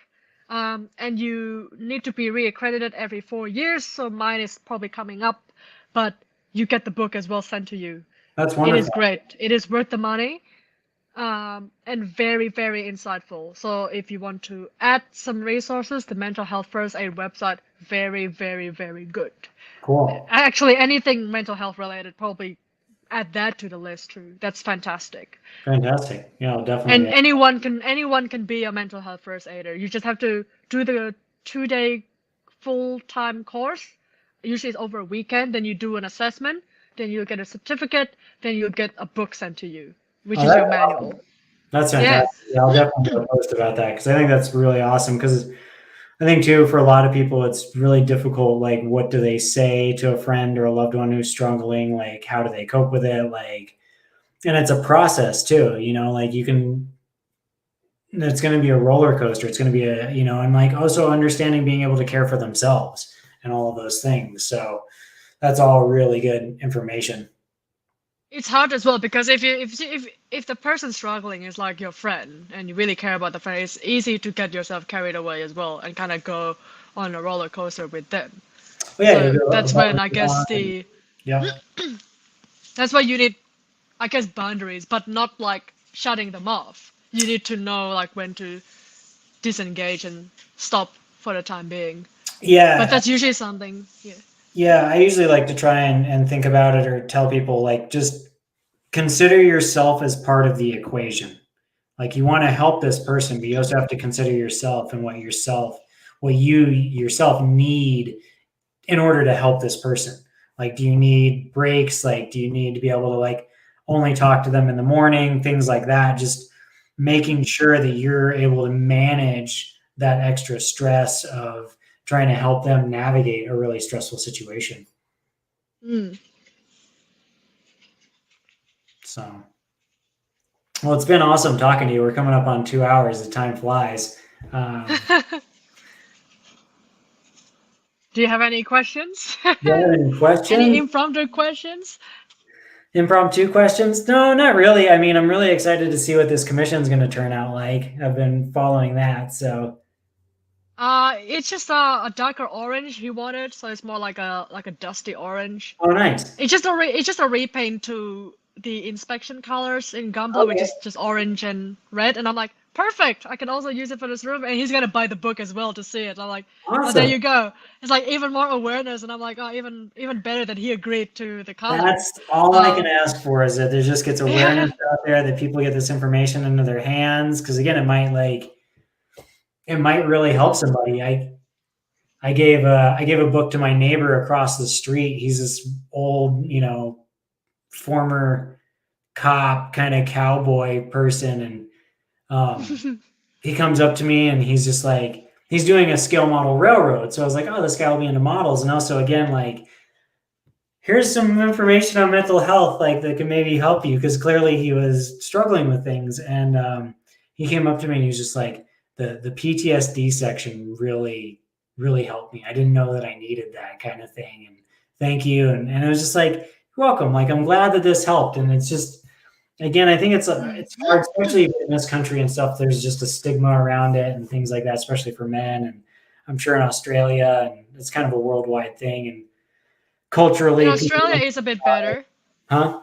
In Australia it's a bit better, but in Indonesia, everything is still very, very taboo. You don't if you say I'm depressed, the first thing they're gonna do to you is probably take you to a mental hospital, and that already has stigma attached to it. Yeah. So I guess any impromptu questions? You got anything fun planned for the weekend? You taking a break? Or you? I'm taking a break today. Huh? I can't do shit today. My decals haven't arrived anyway. I can't do anything. No, I'm not doing anything. Aiden is starting a new job at a new place tomorrow. Oh, nice. So we've been pretty much making sure that when he does go to work and it becomes a single person operation like most of last year for the business, that I'm not going to be burned out too much. So we try to plan as much as we can. Nice. Within limits, because of course there's some things that we can't plan. But I think we have burgers planned for lunch. Wonderful. Aiden's been craving it since yesterday. There will be also a lot of video games, because all of my friends are playing for this battle pass. I've been playing for this battle pass, and they're like, oh, but your decals haven't arrived yet. That means you can't do commissions, therefore more time for battle pass. And I'm like, yes. Yep. There you go. And it's always a relaxing time until they all started throwing the game. And then I would need to take like a 1 hour break to like de-stress, because I would be so angry at them. The roller coaster continues. You get up and like shake it out? What? You get up and shake it out? Yeah, shake it out, or just like, or just do a lot of stomping and a lot of huffing, which helps. Trust me, do that. If you're ever upset, just stomp and huff around the room. It actually is like, cleanse yourself of the negative energy. Yeah. Also works when you make scale models. You just stomp and huff around for 5 minutes, and it actually really helps. I've been trying to yell bubbles instead of fuck when I get really upset. Oh, bubbles! Bubbles, as loud and as like angry, like you get it all out. Like you just want to like yell the biggest frustration and just yell bubbles. Or I would just yell at the cat. Oh yeah. Because like the cat would just look at me like, "What the hell do you want?" And I'm like, "Thanks for being a good listener, cat." There you go. Yes, exactly. Just yell at it. How about yourself? Do you have anything exciting planned? I am painting. I finally figured out the color scheme for my Cerulean build. So I've got that primed, and I'll start doing the painting tomorrow. Probably get that all done. so that I can get it So clear. the move is all finished? Huh? The move is all finished? Like Move all the finished. roof? Remodel is still like, I don't know, 70% done, I guess. We still don't have like a main kitchen. So yeah, we've been using that was nice because they built out the basement for the mom and her two daughters, or for her two kids. So they have kind of like a kitchen down there. So we've been able to use that. But okay. Still no like baseboard. I've still got like, I don't know, a few hundred, maybe 1,200 feet of linear feet of baseboard to put in, and a bunch of outlets to figure out. We've got switched outlets, so I have to make sure that I'm replacing them exactly how they're done so that they don't trip. You got to go through and like break the bridges between the two terminals and all of those. Yeah. I started scratch building the camper that I got from my truck. So I'm building it on a little Toyota SR5. So I'll scratch build a little camper for that. I don't know if it'll be a really hover cool. car yet, or if I'll do like a camping kind of setup. And then I got it's a really cool BMW, but it's a really terrible model. Right, yeah, I get what you mean, yeah. Like the fitment's bad, like the exterior, like I haven't even gotten into it, and I already had to just prime it so I could see all the deficiencies in the surface so that I could start just cleaning them up because it was so hard to see. That was like my previous commission. It's just a resin kit. I looked at it and I'm like, yeah, seems good to me. But when I start actually looking and inspecting it closely, I noticed that like 85% of it is just warped or bent or have holes. Oh, So you would sand it, and then suddenly there's like a hole underneath that starts to get bigger and bigger and bigger and bigger, and I'm like, hang on a minute, this was a solid surface like 5 minutes ago.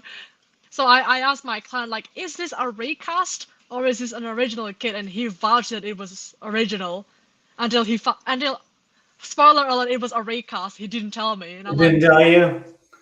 No, but the thing is, he paid the extra money anyway for me to work on it. But I told him, if you tell me earlier, then I would have quoted you a revised price earlier, and you probably pay less because I have to charge you extra. Because only now I realize that all this like extra work I need to do. I'm surprised it turned out half as decent as it turned out because I nearly quit. Like that build just nearly burned me out because like every time I fix something, something else breaks. Yeah. And there's like so much glue, so much cement, so much putty. I used 2 tubs of epoxy, and I'm like a putty god now. Fix all the holes, put it all on hot water, then try to bend it back, but it's actually uneven, so one is thicker than the other, so it snapped. And I'm like, I have to like scratch build it from scratch, like. So I'm excited that this is just like a paint job, and I don't have to fix anything, because goddamn, I just about quit. Yeah, that sounds super stressful. I was watching you make that one, and it looked stressful. So I'm glad you got that done, and now you've got something easy to do. So now I have lined up my next 3 projects to be really easy. Nice. Because you know what they say, for one bad thing, the brain needs 3 good things. Yep. So I'm lining up the 3 good things. Hopefully, it's okay. Nice. So far, but then masking something like this small is like also painful. So maybe this is also a mistake. I don't know. All my commissions are a mistake, to be honest, at this stage. I'm a big proponent of commissions. I don't know. I feel like they can easily just suck the fun right out of it. I agree. I agree. So my plan is I will finish everything I have eventually.